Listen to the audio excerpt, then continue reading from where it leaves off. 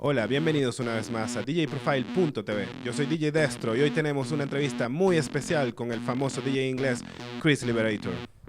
Hola, Destro. Well, Chris, have been more than 30 years related to the music. Please tell us how it all starts. How do we start? From the beginning of when we started? Well, we were back in London and I met Julian and Aaron. We started DJing together because we came from a scene where it was a punk rock scene, and we didn't really know much about electronic music, and we didn't know about DJing, but we really got interested in electronic music, and together we started doing parties and learning to DJ to a scene of people that were really not ravers, you know. And from that we did a few parties, and then we really got locked into it, and that's how it started for us. Which year it was? 1991. So before that you were very into the punk band scene, right? Yeah, I was in a punk band in the 80s, and then changed from that into sort of doing indie music, but that didn't really work out, and basically started to get into electronic music, but from a punk background, so hard electronic stuff like Tackhead and Revolting Cocks and bands like this, which was kind of electronic music from a band scene, and then from this slowly into rave stuff, the harder end of it, and so that's how it started for us. And how was the impact of the new punk, the newcomers to the techno scene that already pre-exists? You were welcomed by the existing or the techno purists or all that? Well, the punk and the techno now it's a kind of uneasy alliance, shall we say.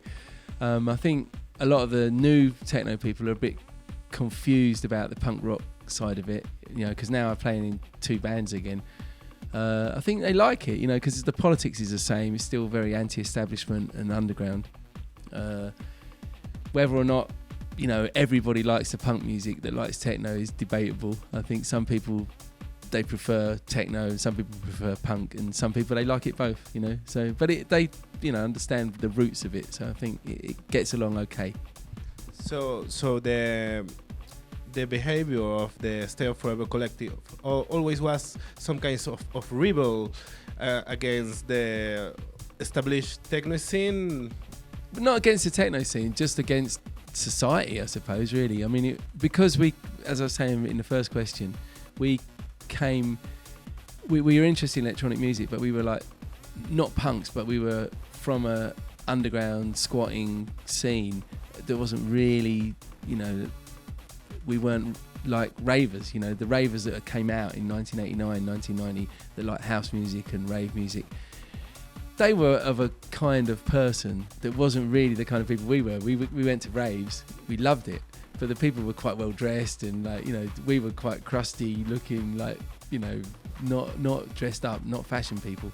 So when we started to do our parties, we were doing it for the kind of people that we were, not ravers, you know. But as you know, in the history of rave, that soon flourished. You know, in England in 1991, 1992, there was a lot of big parties for more people like us. You know, the whole underground rave scene started, and this became a massive thing as well. But yeah, it was definitely, we weren't from the same building blocks, if you like. And about the labels, we know that the collective runs a series of labels, a group of labels, and in that moment was rebel labels, and nowadays are very established labels, nearly to the 100 releases each. Is stay for more than 100, close to the 100, and many others. So what is the proposal about the sound of each label, and what are you looking for? Well, each label is different.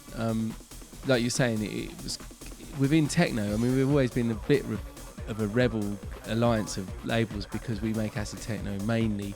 Even though there's been quite a lot of techno coming from all our labels, we've always been looked at by the techno scene as a little bit different to everybody else.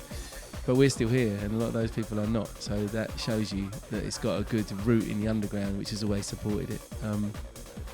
And vinyl, we're still doing vinyl. We still love doing vinyl, and so yeah, 6 records now on Stay Up Forever, which is quite a lot of records in over 20 years doing it. Okay, so more than 20 years in the scene, a lot of countries you have toured and play alongside you and with the Liberators. So what's different in between the nowadays techno scene and the scene in the early 90s? Well, obviously it's very new in the early 90s. There was a lot of excitement about the fact it was a new kind of music. Not just a new scene, but a new kind of music, because electronic music before 1988 didn't really, like I say, there was kind of punk electronic music, people like Cabaret Voltaire and of course people, big pioneers like Kraftwerk, this kind of people that were making electronica. But really when rave music started and we got into electronic music as we think of it now, this was a whole new thing. You listened to it in a different way. You went to raves and parties and instead of going to gigs and stuff like this, it was a revolution. So it was a very exciting time. And as the scene progressed and the underground scene started and we did all these big outside illegal raves and big squat parties and stuff like this was, people were really turned on by this. It was a new thing. Of course now it's been around for a long time, so now it's definitely more underground again. There's a new generation of people excited by it, but it's done what it did the first time round. So now it's more like, how's it going to progress? Where's it going to go to? What new kinds of music are going to come out of this thing? And obviously the technology has improved to make the music. So there's a new generation of people making a different kind of sound with different kind of music, and new raves with different aspects changing all the time. So we're in a different time. It's a good time. I like it now. It's a positive time. Acid techno music is up again. Difficult here in Venezuela, I know, because of the way things are. Yeah. So about Venezuela, you have been coming here since 2002 or something. More than 10 years coming over and over, year by year. So what do you think of the scene nowadays? Before, in the early 2000s, was something like the novelty of all the techno scene. Now is more than 15 years of the scene. What's the difference? The music has changed.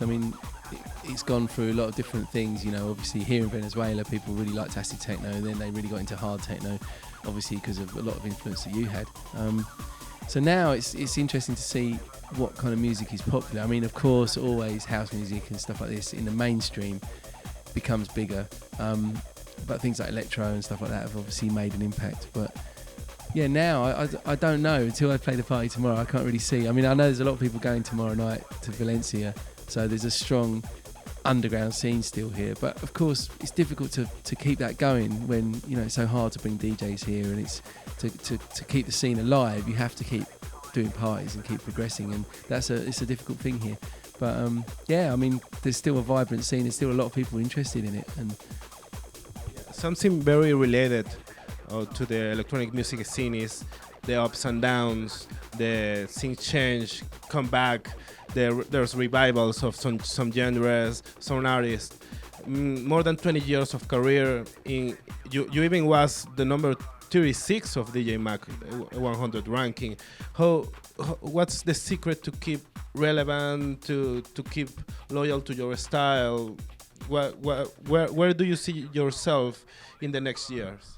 Well, I think for us, we've always stuck to what we wanted to do. There's different people like the other Liberators. Julian, he's moved his sound into different territories, but I think with me and Aaron, we've pretty much said, right, we really want to make this kind of music. We really want to see the progression within this music instead of, I suppose, selling out, which is a lot of DJs have just gone, oh, well, we're techno DJs. Oh, minimal is a new thing. We have to go with that. Oh, electro is a new thing. We have to go with that, or whatever. We've just said, right, we don't care about what the fashion is. We're going to stick with what we've done.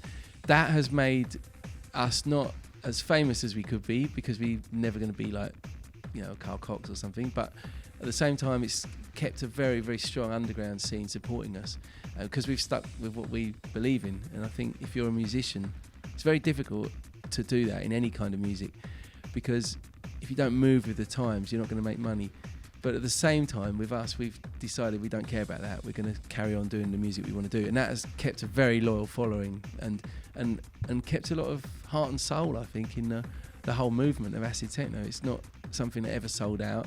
People respect it because it's still vibrant and there's a lot of new kids getting into it. But it's got a proper honesty to it, and I think that's important.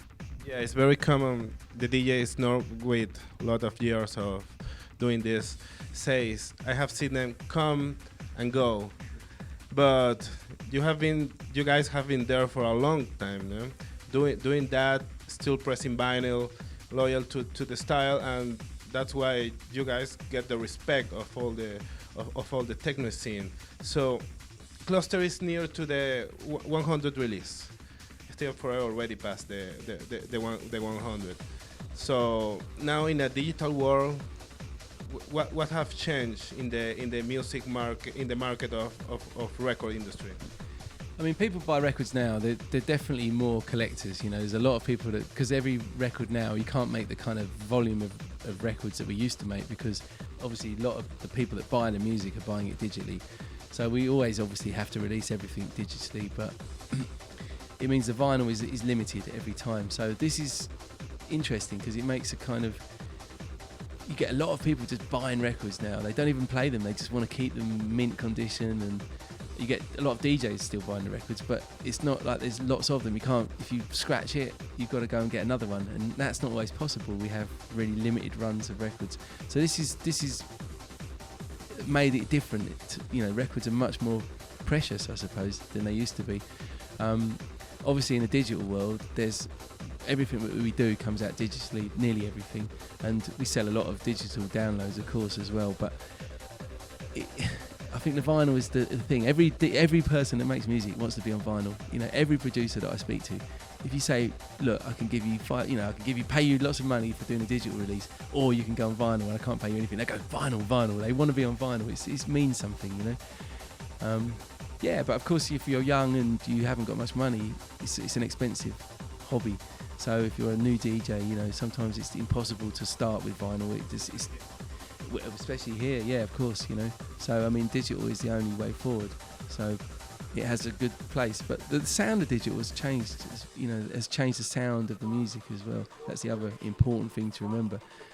The analog sound is kind of going now. You know, we're in a digital age, and people listen to music in a different way, and the sound of music is very, very digital now. So yeah, there's been big changes, really, even though it doesn't seem to be like that.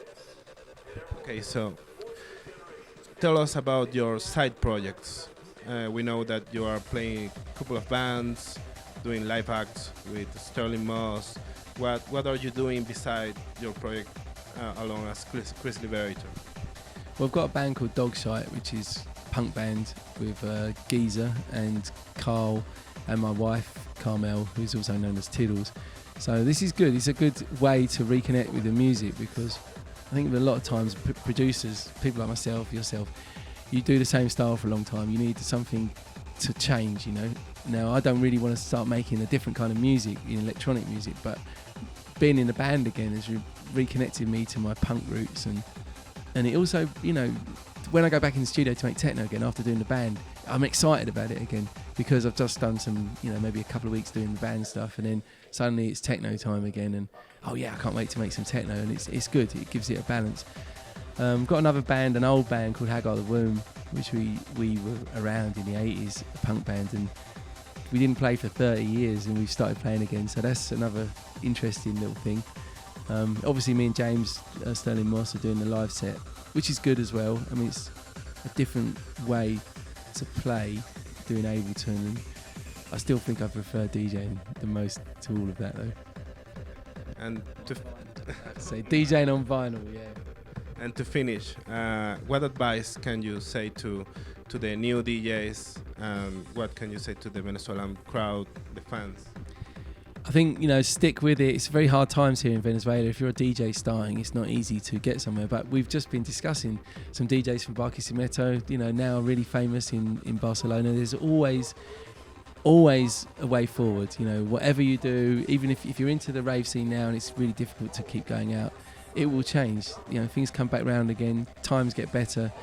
But if you're dedicated to your music, that's the only thing you can be. You know, you mustn't give up. You know, always believe in it. Thank you so much, Chris. Thank you, Destro. My pleasure.